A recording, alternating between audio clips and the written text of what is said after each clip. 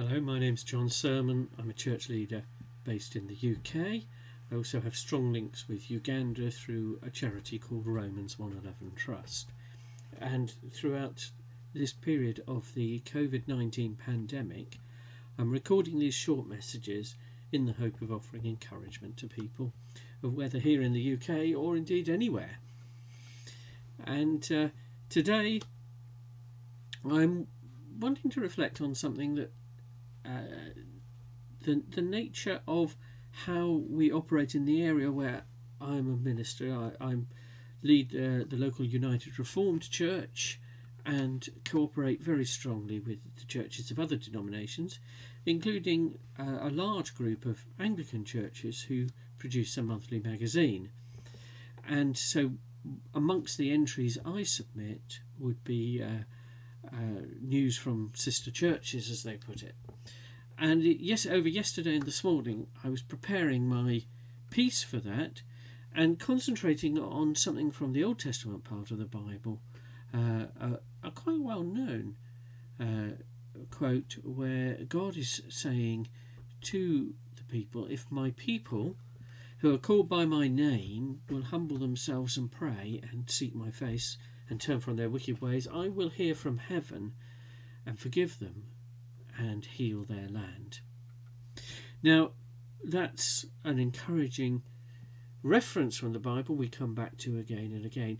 But it's one of those things that took me by surprise today. Was I'd just written about that specifically to go into this local church publication. And this afternoon I've received an email from an interchurch ministry called New Wine. And they've picked on exactly the same Bible verse for a theme of an event coming up called Heal the Nation. Now, perhaps this is not surprising because we all know that our nation is going through a difficult time, as are nations across the world.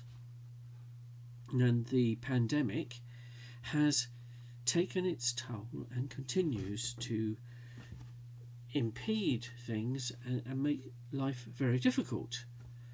Well, nonetheless, the sense that those planning this day of prayer and worship through New Wine happened upon the decision to use the same verse, it sort of reminds me that when God is prompting us through his Holy Spirit to a theme or whatever it might be, that often it comes in more than one direction. And that's one of the incredibly encouraging things about the excitement of exploring relationship with God through Jesus Christ. The thing is that this particular verse, it's encouraging our idea of forgiveness and healing of the land and healing of the nation. It comes in the context that we don't always necessarily check back on. And it was when Solomon, the king who succeeded King David, one of his sons, Solomon had completed the rebuilding of the temple in Jerusalem, something David had wanted to do but never achieved. And he'd prayed at the dedication of the temple and actually heard God say to him, I will accept this as a place of prayer. Well, of sacrifice. That was the particular way of the Jewish practice in the Old Testament era, but obviously prayer is involved in the whole process.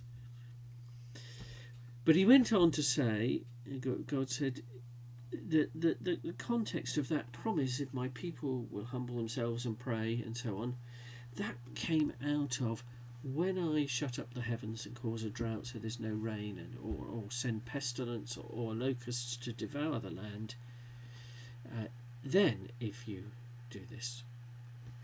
And for all that it's not quite the same, the feeling of what the pandemic has done to us all feels a bit like those very circumstances in which God was inviting us really to turn back to him.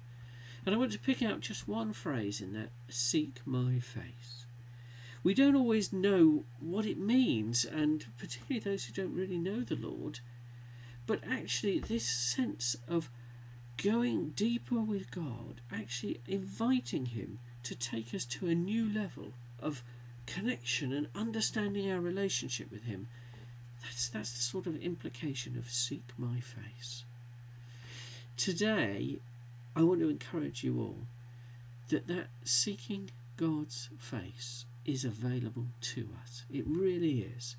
And that possibility of seeking God for healing and restoration, that's our agenda right now across the church. God bless you.